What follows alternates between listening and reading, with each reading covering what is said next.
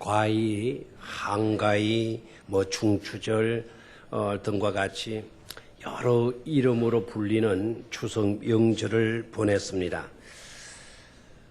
더도 말고 덜도 말고 한가위만 같아여라 라는 그런 말이 나올 정도로 추석은 풍요로움과 너그러운 마음가짐으로 감사하는 축제일 뿐만 아니라 민족 고유의 대명절인 것입니다.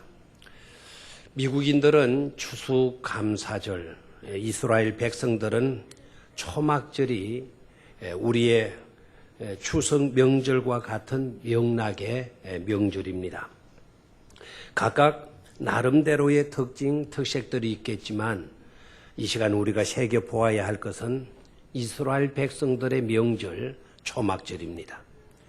그 이유는 그들의 축제 속에는 중요한 신앙적 교훈들이 들어있기 때문이고, 더 나아가 그러한 신앙적 교훈들을 우리의 큰 명절 한가위 속에도 가득 채웠으면 하는 간절한 바람이 있기 때문입니다. 자, 그러면 하나씩 신앙적 교훈들을 살펴보도록 하겠습니다. 먼저는 초막절, 이 추석에는요, 점검과 결산과 심판을 우리는 생각할 수 있어야 된다 하는 것입니다.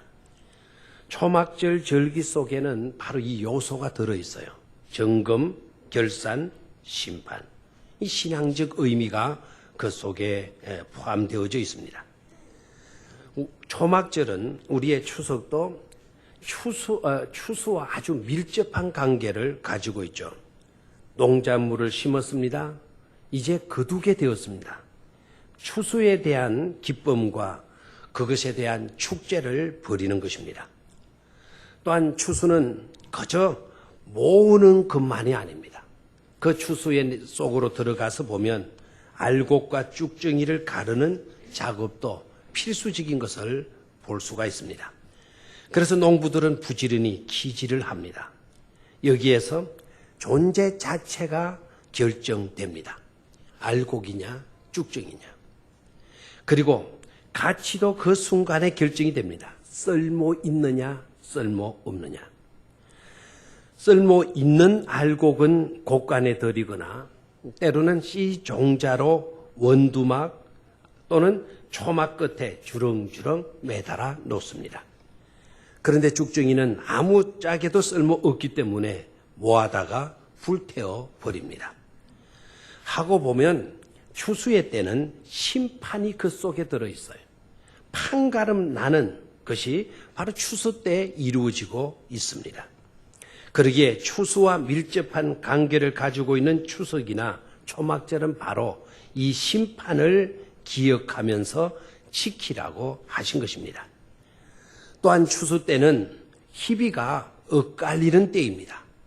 열심히 일한 자에게는 환희가, 나태하고 게으른 자들에게는 허탈감에 빠지는 순간을 맞게 되는 것입니다. 즉 알곡 인생은 영광과 환희에 들어가지만 쭉정이 인생은 비탄에 처하게 되는 환희냐 비극이냐 허탈감이냐, 이 모든 것들이 결정되는 곳이 바로 추수의 현장이 되는 것입니다. 이스라엘 백성들은 초막절이 되면 자기 조상들이 광야 생활을 했던 것을 기념하면서 광야에 나가서 초막을 짓고 그 속에서 일주일 동안을 생활을 합니다.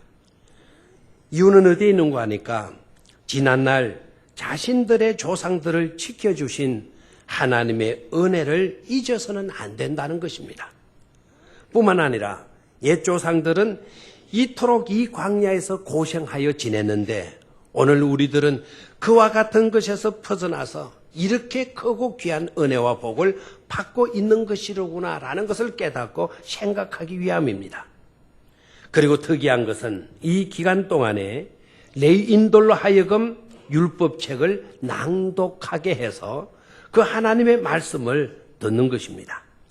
추수 때 바로 그렇게 하는 것입니다.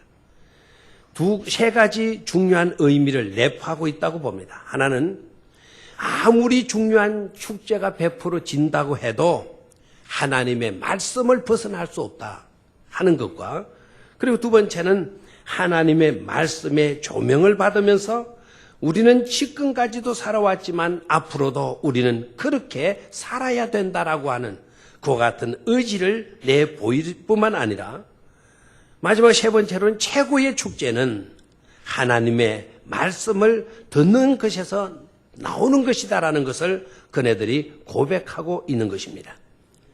즉 어제와 오늘과 내일, 과거와 현재와 미래에까지 하나님으로 말미암는 일상의 은혜들을 놓쳐서는 안 된다. 그리고 하나님의 은혜의 손길을 우리는 깨닫고 감사하며 축제할 수 있어야 된다. 그리고 하나님의 말씀을 듣고 하나님의 말씀을 따르는 것은 그 어떤 것보다도 중요한 빼놓을 수 없는 요소이다라는 것을 보여주고 있는 것이죠. 하고 보면 우리의 추석은 어떠해야 할까요? 우리의 추석 명절도 같은 의미로 지켜졌으면 좋겠습니다. 즉 결산과 심판의 의미를 새기며 지키는 명절로 말입니다. 그리고 추석에는 자기 자신을 꼼꼼히 점검해 보며 베풀어 주신 은혜들을 생각하면서 감사하자는 것입니다. 하나님께 먼저 감사하고 고마웠던 우리의 선배들에 대해서 감사하고 우리의 일가 친척 부모들에게 감사하고 우리의 이웃들과 감사하는 그런 시간들을 가지자는 것이죠. 송편을 빚으면서 아니면 시루떡을 만들어서라도 말이죠. 아름답게 모여 앉아서 다정다감하게 음식을 나누는 행복, 그런 행복들을 우리가 가지자는 것입니다. 이미 우리 추석 때는 그런 전통이 잘 지켜져 오고 있는 것 같아요. 그런데 어느 집사님께서 저에게 몇일 전에 문자를 보내왔습니다. 혹시 그 문자를 보내신 분이 이 자리에 같이 예배를 드리고 있다면 양해하십시오. 문자 보내신 분의 의도와 중심은 제가 너무나도 잘 알고 있어서 그렇습니다. 설교를 하기 위해서 제가 그 문자 내용을 공개를 하는 거니까 전혀 마음속에 섭섭한 마음 가지지 않기를 바랍니다. 잘 안 오시는 분이라서 제가 하려고 했는데 오늘 안 보이는 분들이 있고 어디 새치액이 있을 수 있으니까 미리 하는 거예요. 여자 집사님이 저한테 문자를 보냈는데 내용은 여자와 며느리만 고생하는 명절 분위기를 규탄한다 하는 것이었어요. 여성과 며느리만 고생하는 명절 분위기를 규탄한다. 그런데 그 문자를 읽고 왜 하필 이 문자 내용을 나한테 보냈을까? 하루 종일 아리송했습니다. 그리고 여자와 며느리들이 음식을 준비하고 하는 것을 꼭 고생으로 해석해야만 되는 것일까? 오히려 뿌듯한 그런 마음을 오히려 가지면 좋았지 않았겠는가 하는 그런 아쉬운 생각이 들었습니다. 여러분, 찾아가는 기쁨 얼마나 좋아요. 누군가 나를 찾아와 주고 있어요. 얼마나 감사해요. 찾아가는 기쁨, 찾아와 줌에 대한 기쁨, 이것이 사랑 아니겠습니까? 이것이 아름다움 아니겠습니까? 찾아갔을 때 그 찾아감으로 오는 기쁨, 또 찾아와 줌으로 인하여서 감사해서 음식을 나누는 그 기쁨, 이걸 꼭 수고로 또 그와 같은 분위기를 규탄해야 될 것으로 삼아야 되겠는가 하는 것입니다. 저는 아름다움은 여러 가지 아름다움의 요소들도 많이 있겠지만 찾아가는 기쁨, 찾아와 주는 기쁨에 대해서 서로 마주 앉아서 이야기 나누고 음식 나누고 하는 그런 분위기, 이 세상에 빼놓을 수 없는 아름다운 분위기라는 것을 저는 그렇게 믿고 살아오고 있습니다. 그런 분위기로 갖고 갈 수 있기를 축원합니다. 또한 알곡과 쭉정이의 결과의 끝을 보면서 우리의 삶의 결산과 심판을 생각해 보자는 것입니다. 나의 마지막은 어떠할까? 나는 알곡일까 쭉정이일까? 나는 나날의 삶에 알곡을 위해서 살고 있는가 아니면 그냥 그렇게 쭉쭉이로 하루하루를 살아가고 있는 것인가? 그리고 일상의 은혜들을 깨닫고 살아가고 있는가 하는 것을 좀 점검해 볼 수 있으면 좋을 줄 믿습니다. 저는 들판에 추수만을 고집하는 것이 아닙니다. 영적인 추수에 대해서도 말입니다. 예비 신자를 3명씩 우리 가슴 속에 품자 그랬는데도 나는 못한다라고 하는 생각을 가지고, 나는 안 된다라고 하는 생각을 가지고, 나는 귀찮아라는 생각을 가지고 우리의 심령 가운데 품지를 못하고 있다면 쭉정이에 지나지 않을 것입니다. 자나깨나 우리는 새 영혼을 위하여서 우리 속에 어떻게든 품어서 알곡으로 맺어 드려야지라고 하는 그런 고민 속에 우리가 사로잡혀 산다고 한다면 알곡을 위한 삶으로 살아가고 있는 모습일 줄로 믿습니다. 어떤 사람들은 명절 때 뭐 그렇게 심각한 생각이나 이야기를 해야 하느냐는 식으로 여기는지 모르지만 그렇지 않습니다. 모범 운전자들 봐요. 차를 몰고 가다 보면 수시로 계기판을 봅니다. 그리고 사이드 미러를 보면서 자신의 차량 속도와 상대방 차량 속도를 유심히 살피면서 운전을 합니다. 그리고 장거리 여행을 앞두고서는 일제히 자신의 차량을 사전에 점검해 보듯이 항상 내 삶의 상태와 방향을 점검해 보고 바로 잡아가는 일은 그토록 중요한 일이 아닐 수가 없는 것입니다. 틀린 것을 고집하거나 틀렸음에도 불구하고 합리화시키면서 살아가서는 안 되는 것이죠. 견자를 큰 대자로 우기는 친구와 큰 대자로 바로 아는 친구가 서로 자기가 옳다고 싸우다가 결판이 나지 않으니까 스승에게 가서 진의를 가리기로 했습니다. 진 사람이 전심을 사는 조건으로 둘 다 의기양양하게 스승을 찾아가서 스승에게 진상을 다 이야기했습니다. 그랬더니 스승은 두 사람의 이야기 주장을 다 듣고 난 후에 이상하게도 큰 대자를 개견자로 틀리게 알고 있는 친구의 편을 들어준 것입니다. 바르게 알고 있는 친구는 스승의 판단에 의해서 억울하게 전심을 사고 말았습니다. 얼마 후 억울하게 전심을 사준 친구가 스승에게 다시 찾아가서 왜 그때 스승님 틀린 글자를 옳다고 판결을 했습니까? 라고 따져 물었습니다. 그때 스승이 웃으면서 말합니다. 친구를 위해 전심 한 끼 사는 것은 벌이 아니라 상인이라. 그러나 견자를 큰 대자로 알고 고집하면서 평생 그렇게 사는 것은 형벌 중에 형벌인 거야. 그러니까 나는 틀린 것을 옳다고 우기는 그 친구에게 벌을 준 것이고 바르게 알고 있는 자네에게는 상을 준 거라네. 이제 알겠니? 하더라는 것입니다. 이제 우리는 바로 알고 살아야 할 것입니다. 자신의 삶을 날마다 점검해 보면서 잘못된 것은 즉시 고쳐야 합니다. 쭉정이로 살고 있으면서 끝까지 알곡으로 살고 있다고 우겨서는 안 되는 것입니다. 잘못된 것은 옳은 것처럼 밀고 나가는 것은 그것은 무슨 벌이요 저주가 되는 것임을 깨달아야 합니다. 그런 고로 추석 때에는 점검해 보며 결산과 심판의 신앙적 의미를 새겨보아야 할 것입니다.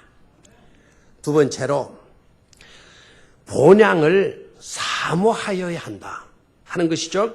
초막절 추석에는 천국 본향을 더욱 사모해야 한다는 신앙적 의미가 그 속에 들어 있습니다. 오늘 읽은 구약의 말씀에서 하나님은 이렇게 말씀하셨습니다. 너희들은 이 땅에서 나그네임을 기억하라. 너희들은 이 땅에서 나그네임을 기억하라고 말씀을 하셨습니다. 이 말씀이 무슨 말씀일까요? 그러니 너희네들은 나그네이니 잠시 있다가 떠나야 할 그와 같은 자들이니 이 땅에서 영구한 집을 짓지 말고 초막을 짓고 살아야 된다라는 말씀을 하셔요. 저기 이 땅은 우리가 영원히 살 곳이 아니라는 것입니다. 그러니 본향을 향하여 나아가라는 것이죠. 해마다 추석이면 고향을 찾기에 민족이 대이동을 하지 않습니까? 참으로 고향이 그토록 좋은 곳이로구나 하는 생각도 듭니다. 그러나 그 대열에 끼이지 못하는 실향민들도 많이 있습니다. 어떤 이는 경제적인 어려움 때문에 고향에 가고 싶어도 가지 못하는 자들도 있습니다. 얼마 전 이명박 대통령께서는 고향에 가고 싶어도 가지 못하는 젊은이들을 보며 가슴 아프다라는 그런 마음을 실토했습니다. 그런데 여러분, 신앙인들에게는 그런 고통과 눈물을 흘리지 않아도 됩니다. 아니, 그럴 필요는 조금도 없습니다. 왜인고 하니까 누구도 들어갈 수 있는 영원한 본향을 하나님께서 준비해 놓으셨기 때문입니다. 이 땅에 육신의 고향이 있어 찾아가는 자들도 예외 없이 이 하늘 본향만큼은 찾아가야만 하고, 그렇지 못한 자들도 이 하늘 본향만큼은 잃어버려서는 안 되는 것입니다. 우리가 가야 할 본향은 어떤 곳일까요? 일단 하늘 본향은 이 땅의 고향과는 비교도 할 수 없고 이 땅의 그 어떤 언어로도 그 아름다움을 표현할 수 없을 정도로 더 좋은 곳이라는 사실입니다. 더 이상의 단어로 표현할 수 없어서 영광스러운 곳, 찬란한 곳, 온갖 것이 다 갖추어져 있는 곳, 완벽한 곳이라는 이런 표현밖에 할 수 없습니다. 그리고 그 천국 본향을 그 모든 믿는 자들을 위하여 준비해 놓으셨을 뿐만 아니라 누구이든지 간에 돈이 없어도 출세하지 못했어도 믿음이라고 하는 표만 가지면 들어갈 수 있도록 해 놓았다는 데에 우리는 감사해야만 될 줄로 믿습니다. 그러니 초막절과 추석은 하나님의 크신 은총을 생각하며 이 땅에 고향만을 찾고 그리워하는 데 멈추지 말고 더더욱 하늘 본향을 사모해야 하는 것입니다. 연어와 비둘기의 기소 본능은 아주 특별하다고 합니다. 특히 비둘기는 옛날 군대에서 전령으로 활용한 이야기들도 우리는 듣기도 합니다. 저는 연어와 비둘기만이 기소 본능에 뛰어난 동물인 줄 알았습니다. 그런데 얼마 전 제가 설교를 준비하면서 깨달은 중요한 또 하나의 사실이 있습니다. 여러분, 카나리아라고 하는 새 아십니까? 그 카나리아라고 하는 새도 기소 본능이 대단하다고 합니다. 영국의 대부호가 이 카나리아를 한 마리 사서 발목에 금가락지도 끼워주고 머리에 꽃 면류관도 씌워주고 그렇게 해서 18년 동안 애지중지 키웠다는 거예요. 여러분의 자식보다 더 훨씬 막 귀하게 키워주고 새 발목에다가 금가락지도. 여러분 같으면 새 잡아가지고 금가락지 빼갔겠죠. 꽃간도 씌워주고 18년 동안. 그런데 그 부호집에 대부호집에 어느 날 불이 났어요. 새장이 끈이 떨어지고 그 바람에 새장 문이 열려가지고 카나리아가 날아가 버렸어요. 이 대부자는 자기 집 불탄 것보다도 더 안타까워했던 것은 카나리아를 잃어버린 거예요. 너무너무 슬퍼가지고는 카나리아를 찾기 위해서 사람을 풀고 사방에 수소문을 냈습니다. 그 후 2개월이 지나서 카나리아를 찾았다는 전갈이 왔는데 어디에서 찾았느냐? 영국 나라 아니고 아프리카에서 찾았다는 거예요. 아프리카 키네아라고 하는 지방에서 발견했다는 거예요. 그랬더니 이 부호가 비행기 타고 가가지고 막 돈을 엄청나게 주고 그 카나리아를 다시 찾아서 왔어요. 집에 와서 가만히 자기 집에서 그 아프리카 키네아라고 하는 지역까지 이렇게 계산을 해보니까 4,800km라는 거예요. 그곳까지 날아간 거예요. 자기 집에서 이 부호와 같이 지낸 횟수만 해도 18년 동안인데 그 긴 세월 동안 어떻게 고향을 찾아갔을까요? 18년이라는 세월이 흘렀는데도 미스터리였습니다. 그때부터 부호는 그 카나리아를 지켜보았는데 그때부터 이 카나리아의 눈에는 늘 눈물이 고이고 있더라는 거예요. 양쪽에 눈물이 줄줄 먹이를 줘도 제대로 먹지 않고 멍하니 하늘을 쳐다보고 있더라는 거예요. 이 대부호가 측은한 생각이 들었어요. 아하, 고향에 갔다 오더니 이놈이 고향병이 걸렸구나. 내가 이 카나리아를 사랑하는 것도 좋지만 내가 이 진정이 카나리아를 사랑한다면 놓아주어서 고향에 가서 살게 하는 것이 낫겠구나. 그런 판단이 들어서는 새장의 문을 열고 카나리아를 날려보냈어요. 2달 후에 정말 놀라운 것은 그 카나리아가 다시 아프리카 키네아 상공을 날아다니는 것을 발견했더라는 것입니다. 여러분, 하나님께서 민물에 지나지 않는 카나리아에게도 고향을 향하는 메모리 카드를 넣어 놓으셨다고 하면 항차 하나님의 심령 속에 하나님의 자녀들에게 메모리 카드를 넣어 놓지 않았을까요? 하나님의 본향을 사모할 수 있어야 될 줄로 믿습니다. 하나님의 백성은 하나님의 나라를 그리워하게 마련입니다. 신앙인들은 꿈에도 천국을 소망할 수 있어야 합니다. 일을 하여도 본향을, 자녀께나 본향을, 심지어 꿈을 꾸어도 천국에 대한 꿈을 꿀 수 있다면 행복한 자가 될 줄로 믿습니다. 그런데 안타깝게도 그 본향을 잃어버린다면 그처럼 비극은 없을 것입니다. 천국 본향이 희미하게 보여서도 안 될 것입니다. 마귀는 자꾸 우리의 눈을 세상적인 연기로 흐리게 만듭니다. 천국을 볼 수 없도록 만듭니다. 그래서 이 세상 일로 절망하게 만들고 탄식하게 만들고 고민하게 만들고 끝장나게 만들어 버리는 것입니다.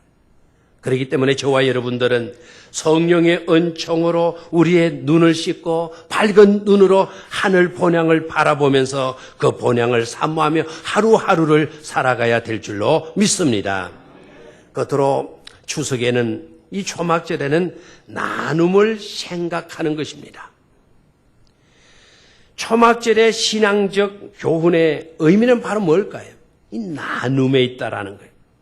이스라엘 백성들은 초막절을 지킬 때 고아나 가부나 길 가는 나그네나 이런 사람들을 늘 생각했다는 사실이에요. 돌볼 가족이 없는 사람들을 돌보면서 자비를 베풀었습니다. 아름다운 또 하나의 정겨움의 광경이 아닐 수 없습니다. 어떻게 그들은 그렇게 했나요? 하나님께서 그렇게 하라고 명령하셨기 때문입니다. 하나님의 명령을 쫓아서 이렇게 베풀어 주었더니 어려운 사람들을 돌봐 주었더니 돌보는 기쁨이 자기들에게 생기더라는 것입니다. 그리고 그와 같은 정경이 너무나도 아름답다라는 것입니다. 순종해 보니까 좋더라는 것입니다. 그래서 추석 때가 되면 이 초막절이 되어지면 그네들은 베품을 늘 염두에 두고 절기를 지킨다는 것이죠. 사실 추수 때가 되면 빈부차가 가장 심하게 나타납니다. 추수하는 사람은 부유하여지지만 추수할 것이 없는 사람은 그냥 가난한 상태로 있는 것입니다. 어떻게 보면 오히려 더욱 상대적 빈곤에 빠지게 되는 때가 바로 추수 때인 것입니다. 그래서 하나님은 그들을 위해서 추수할 때 10의 1은 추수하지 말고 남겨두라고 추수 법칙을 내기 위해서 말씀을 하였습니다. 너네들이 과일나무에서 과일을 딸 때 다 따지 마라. 귀한 것 아깝다고 하나라도 남기지 말아야지 하고 다 추수하서는 안 된다. 남겨두라는 거예요. 그 나무에 과일이 막 1000개나 달려있으면 100개 정도 남겨놔라는 거예요. 그리고 들판에서 추수할 때도 알뜰하게 떨어진 이삭 없도록 알뜰하게 단을 묶고 알뜰하게 거두어 드려라 이렇게 하지 않고 그 중에 10단을 묶었다면 한 단은 땅에다가 그냥 놔두라는 겁니다. 왜 그렇게 말씀을 하셨을까요? 가난한 이웃을 외면하지 말고 그들을 생각하고 그들도 그것을 주워 먹음으로 살아갈 수 있도록 하라는 것입니다. 나만의 풍요에 도취되어서는 안 된다는 것입니다. 하나님께서 주신 은혜는 나눌수록 더욱 놀라운 넉넉함으로 풍요로움으로 채워지기 때문이라는 것입니다. 일본의 시오라고 하는 학원에서 있었던 일입니다.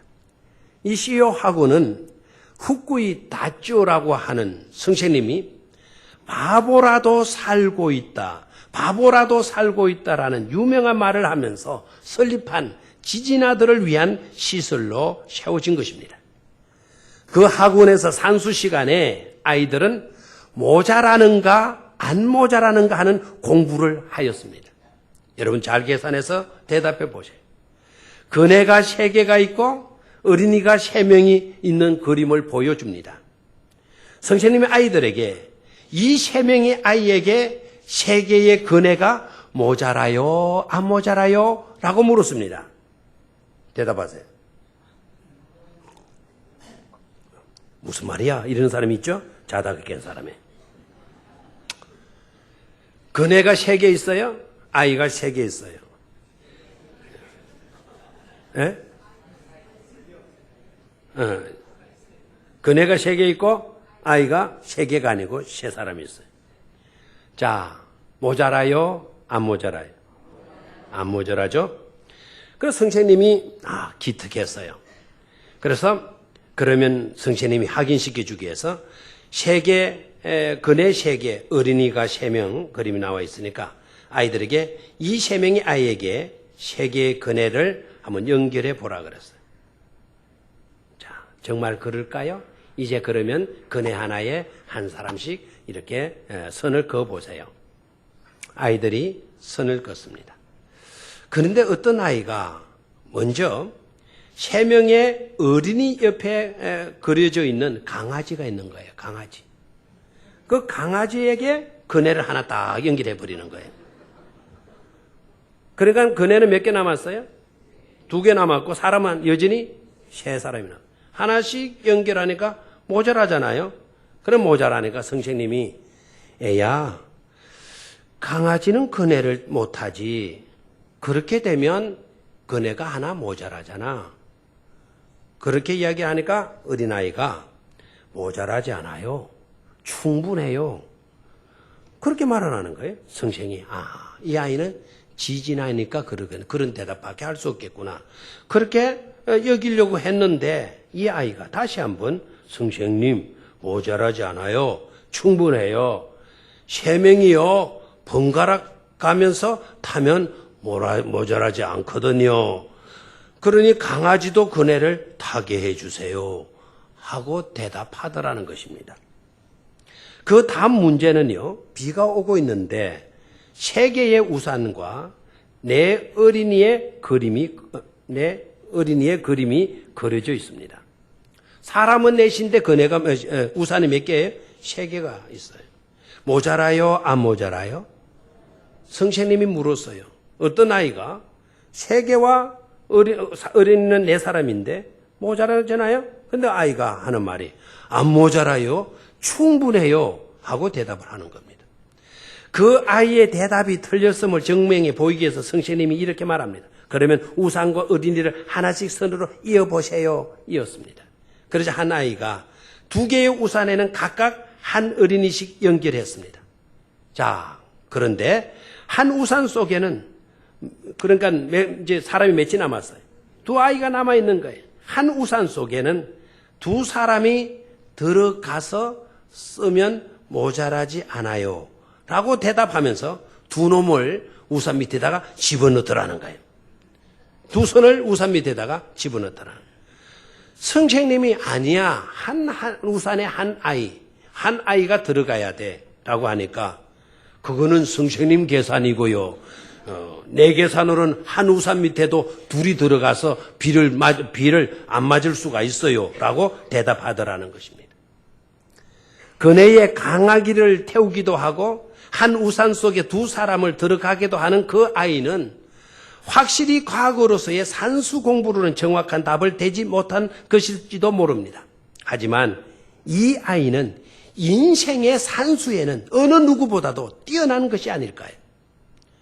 우리가 조금 손해보고 우리가 조금 양보하고 너를 위해 배려한다면 모자라지 않아요. 충분해요. 이 대답이 나올 수가 있는 것입니다. 우리는 저것도 모자라고 이것도 모자란다 하고 늘 불평불만으로 살아가는 경우들이 얼마나 많은지 모릅니다. 그런데 만일 이 어린아이와 같은 고운 마음씨가 우리 마음속에 조금이라도 깃들여 있다면 안 모자라요, 충분해요 하는 기적이 우리 인생 가운데서도 계속 나타나리라 믿습니다. 조금만 양보합시다. 서로 도운다면 그 어떤 것도 모자라지 않을 수가 있는 것입니다. 근데 여러분 생각해 보세요. 만약 우산이 5개이고 사람이 4이라고 한다면 남을까요? 모자랄까요? 남아요? 모자라요? 우산이 5개고 사람이 4이니까 남아요? 모자라요? 여러분은 착한 사람들입니다. 실제적으로 그렇게 한번 해볼까요? 우산 5개 갖다 놓고 사람 4시 갖다 놓고 4시인데 우산 5개 갖다 놓고 한번 해볼까요? 마칠 때 나가보면 우산 하나도 안 남아 있습니다. 왜냐하면 배려하는 마음이 없으니까 다 부족해요. 뭐 내 우산보다 저 우산이 좋을 것 같아서 또 둘 다 하나 놓고 가려면 아까워서 한 사람이 2-3개씩 가지고 가버리고 맙니다. 얼마 전에 우리 바자회가 있었는 날인데요. 이번 바자회는 우리 수익금도 좋지만 수익금 해서 부르 이어 도는 것도 돕는 거다. 우리 바자회 하면서 많이 대접하고 베풀어 주는 것도 그것도 돕는 거다. 그러니까 우리는 2가지를 병행하자. 수익을 봐서 나눠주고 그리고 바자회 때 베풀도록 하자. 그래서 쌀을 50포를 마련했어요. 50포를 마련해서 우리 새 가족실 되는 저 도로가에 있는 건물에다가 쌀을 재게 만들었어요. 그리고 거기에다가는 포스타를 갖다 보죠. 가난하고 힘든 여러분들 생계가 너무 어려운데 고생이 많습니다. 여기에 자유롭게 그런 분들은 쌀을 준비해 놓았으니까 자유롭게 한 포씩 쌀을 가지고 가셔도 좋습니다. 이렇게 이제 포스타를 갖다 붙였어요. 제가 볼 때 포스타가 너무 작은 것 같아요. 좀 크게 붙여놔서 누구도 좀 많이 보고 가지고 갔으면 좋겠다 싶었어요.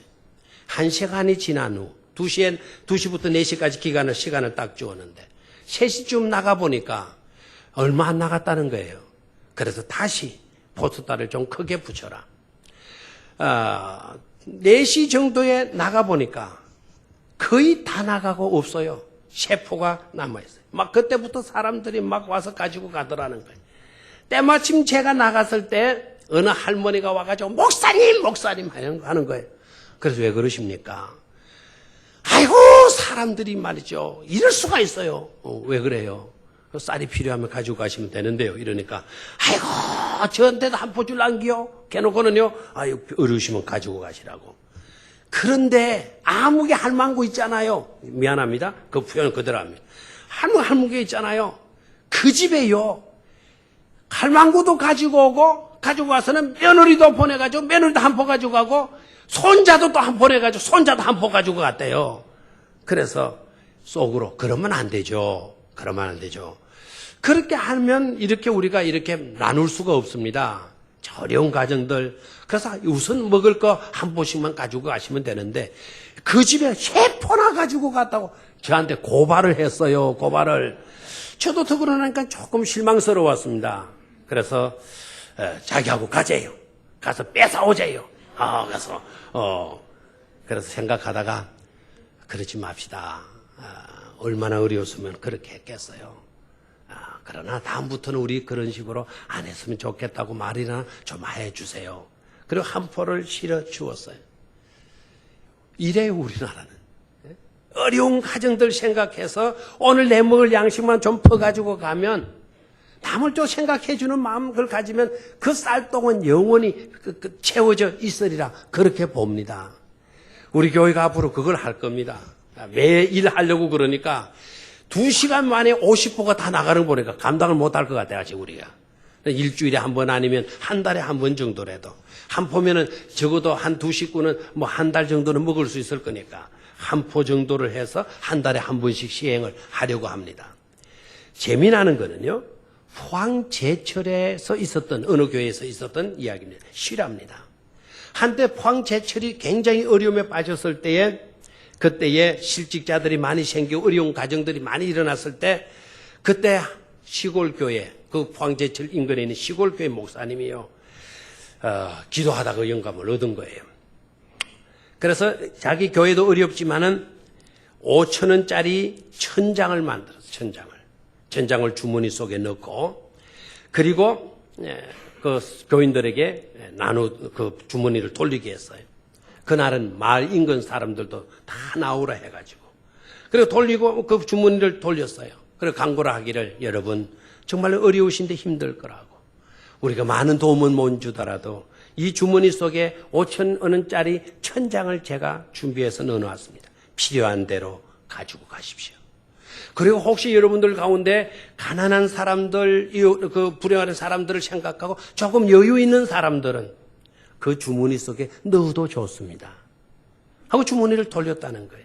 주머니가 한 바퀴를 쭉 돌고 오는데 필요한 사람들 다들 눈물을 글썽이면서 그 안에 돈들을 좀 빼서 자기 필요한 만큼 가지고 가더라는 거예요. 목사님이 그 바구니가 돌아왔을 때 놀란 거는, 넣었을 때, 보낼 때, 목사님 손에서 쥐어서 보낼 때 바구니 무게보다 들어올 때 무게가 더 많은 거예요.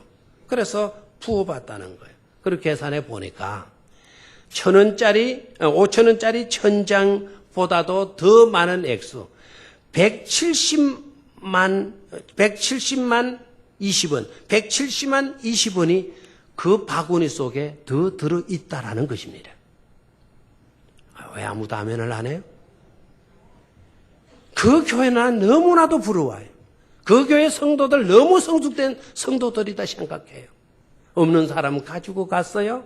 있는 사람 좀 베풀었어요. 이렇게 되면 오병이어의 기적의 현장이 바로 그런 자리가 되어질 줄로 믿습니다. 우리가 적은 것이라도 이웃과 나눔이 있을 때 놀라운 축복의 역사가 펼쳐지는 것입니다. 오늘 우리의 명절인 추석을 이런 기적을 창출하는 명절로 만들어 갈 수 있기를 주의 이름으로 축원합니다. 하나님 아버지, 고유의 민족의 명절을 저희들에게 허락하여 주시고 감사의 명절로, 고마움의 은혜를 잊지 않고 표현하는 그와 같은 명절로 우리의 삶을 점검해 보며 다가올 심판을 생각하고 영원한 본향을 사모하며 나아갈 수 있도록 은혜 주심을 감사를 드립니다. 이번 명절의 의미대로 정말 더도 말고 덜도 말고 한가위만 같은 그런 풍요로운 은혜의 삶을 살 수 있도록 복내려 주시옵소서. 주 예수 그리스도의 이름으로 기도드리옵나이다. 아멘.